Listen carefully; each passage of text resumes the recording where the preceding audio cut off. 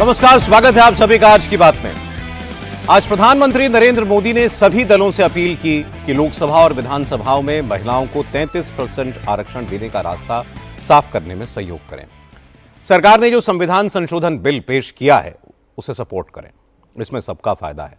मोदी ने कहा कि जो पार्टियां इसका विरोध करेंगी उन्हें लंबे वक्त तक इसका खामियाजा भी भुगतना पड़ेगा। असल में सरकार 2029 से महिला आरक्षण लागू करना चाहती है और इसके लिए संसद का एक विशेष सत्र आज से बुलाया गया है। आज यहां 3 विधेयक पेश किए गए। इसमें एक संविधान संशोधन बिल है जिसे पास कराने के लिए 2/3 सांसदों के समर्थन की जरूरत है। इसलिए विपक्ष के समर्थन के बगैर यह बिल पास नहीं हो सकता। और विपक्ष साफ साफ कह रहा है कि सरकार महिला आरक्षण के नाम पर सियासी खेल खेल रही है। इसकी आड़ में सरकार डिलिमिटेशन में मनमानी करना चाहती है, इसलिए विपक्ष इस बिल को समर्थन नहीं देगा। अब सवाल यह है कि फिर यह बिल पास होगा या नहीं, मतलब महिलाओं को 33% रिजर्वेशन मिलेगा या नहीं।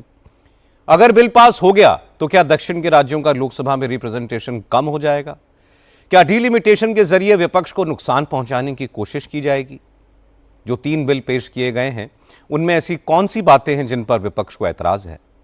विपक्ष की आपत्तियों का गृहमंत्री अमित शाह ने क्या जवाब दिया, यह सब आपको बताएंगे आज की बात में। लेकिन शुरुआत करते हैं प्रधानमंत्री नरेंद्र मोदी की बात से।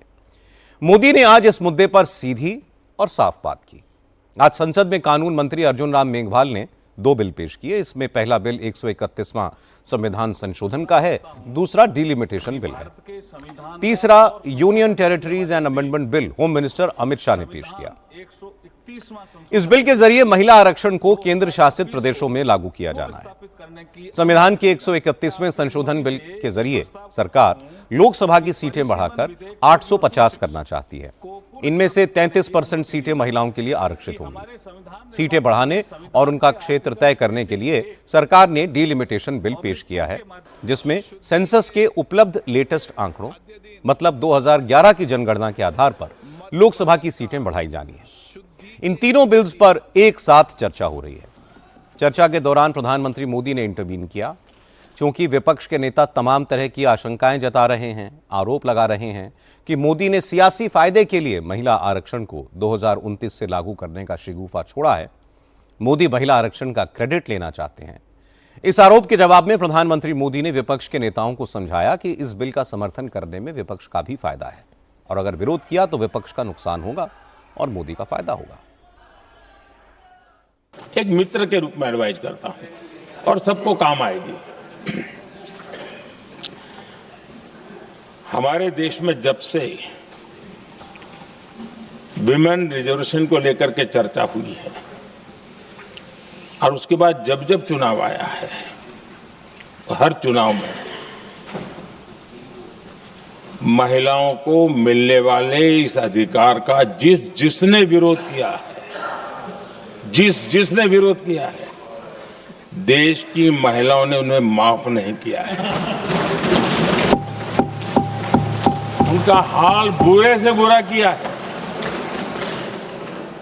लेकिन यह भी देखिए कि 24 के चुनाव में ऐसा नहीं हुआ।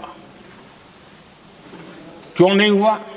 ये इसलिए नहीं हुआ कि 24 में सबने सहमति इसको पारित किया, तो ये विषय ही नहीं रहा। किसी के पक्ष में पॉलिटिकल फायदा नहीं हुआ, किसी का नुकसान भी नहीं हुआ। सहज रूप से जो मुद्दे थे उन मुद्दों के आधार पर चुनाव लड़ा। आइए बात करते हैं बंगाल की। आज बंगाल में इलेक्शन को लेकर सुप्रीम कोर्ट ने 2 बड़े फैसले दिए। पहला, सुप्रीम कोर्ट ने कहा कि वोटर लिस्ट से नाम कटने के बाद जिन लोगों ने ट्राइब्यूनल में अपील दायर की हुई है, अगर उनकी अपील पर वोटिंग के 48 घंटे पहले तक कोई निर्णय आ जाता है तो वो वोट डाल सकते हैं। सुप्रीम कोर्ट ने इलेक्शन कमीशन को ऐसे लोगों के लिए सप्लीमेंट्री रिवाइज्ड इलेक्टोरल रूल जारी करने का आदेश दिया है। सुप्रीम कोर्ट ने कहा कि पहले चरण के लिए जिन अपीलों पर 21 अप्रैल और दूसरे चरण के लिए जिन अपीलों पर 27 अप्रैल तक फैसला हो जाएगा, जिन वोटर्स की अपील का ट्राइब्यूनल निपटारा करके उन्हें वोट डालने का अधिकार दे देगा, उन्हें रोका नहीं जाएगा। कोर्ट ने यह भी साफ कर दिया कि जिन लोगों की अपील पेंडिंग रह जाएगी उन्हें वोटिंग का अधिकार नहीं मिलेगा। लेकिन सुप्रीम कोर्ट से ही ममता बनर्जी को आज एक झटका भी लगा। चुनाव आयोग की तरफ से बड़े पैमाने पर बंगाल के अफसरों के ट्रांसफर के खिलाफ तृणमूल कांग्रेस ने एक पिटीशन फाइल की थी, उसे आज सुप्रीम कोर्ट ने खारिज कर दिया। Chief justice Suryakant, justice Joymalya Bagchi और जस्टिस बिपुल एम पांचोली की बेंच ने कहा कि इलेक्शन से पहले अफसरों का ट्रांसफर एक रूटीन बात है, पहले भी होता आया है, इसलिए सुप्रीम कोर्ट इसमें दखल नहीं देगा। सुप्रीम कोर्ट के इस फैसले पर तो ममता की पार्टी के नेता खामोश रहे, लेकिन वोटर लिस्ट के मामले में जो फैसला आया है उसे तृणमूल कांग्रेस ने अपनी बड़ी जीत बताया और इस जीत का क्रेडिट ममता बनर्जी को दिया। पार्टी के लीडर शशि पांजा ने कहा कि अब किसी को डरने की जरूरत नहीं है, सब लोग वोट डाल सकेंगे।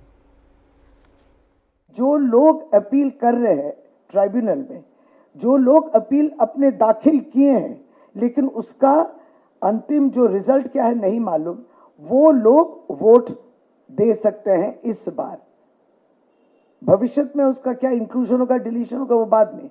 ये बहुत बड़ी खुशी की खबर है क्योंकि लोग आतंकित थे, बहुत डरे हुए थे, क्योंकि भारतीय जनता पार्टी का हर नेता नाम निकालने के लिए दिन रात एक कर दिए हैं। जो डिपोर्ट, डिलीट, डिपोर्ट, हटा दो, देश से भगा दो, ये सब करेंगे। या बिहार में डिलीशन जो हुआ है, उनके राशन बंद कर दो, उनके जो बेनिफिशियरीज जो उनको मिलते थे स्कीम बंद कर दो। इस तरीके की सोच जो बीजेपी रखती थी, आज सुप्रीम कोर्ट ने अपने इस ऑर्डर द्वारा ममता दीदी के लड़ाई को जो है मान्यता मिली है।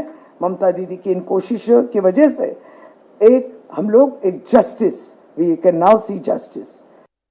आज योगी आदित्यनाथ ने बंगाल की कानून व्यवस्था, महिलाओं के खिलाफ अपराध, हिंदुओं के त्योहारों पर पाबंदी और मुस्लिम तुष्टीकरण जैसे मुद्दे उठाकर ममता बनर्जी पर तीखे हमले किए। योगी ने कहा कि ममता बनर्जी की पार्टी के जो गुंडे पिछले 15 सालों से टोलाबाजी टैक्स वसूल रहे थे, सिंडिकेट चला रहे थे, अब चुनाव के दौरान तृणमूल कांग्रेस के वही गुंडे लोगों को डराने की कोशिश कर रहे हैं, उन्हें धमकियां दे रहे हैं। योगी ने कहा कि बंगाल के लोगों को ममता के गुंडों से डरने की जरूरत नहीं है क्योंकि तृणमूल कांग्रेस के माफिया और गुंडों का वक्त पूरा हो चुका है। बंगाल में बीजेपी की सरकार बनेगी, उसके बाद तृणमूल कांग्रेस के गुंडों का अच्छे से इलाज होगा।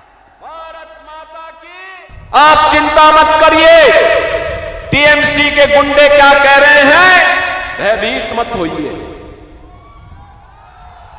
कोई माफिया क्या कह रहा है, उससे भयभीत होने की आवश्यकता नहीं। आज लेबनान और इजराइल के बीच भी 10 दिन का सीज फायर हो गया, इसलिए अब ईरान ने भी अमेरिका के साथ दूसरे राउंड की बातचीत पर सहमति दे दी है। दोनों देशों के बीच अगले हफ्ते बात हो सकती है।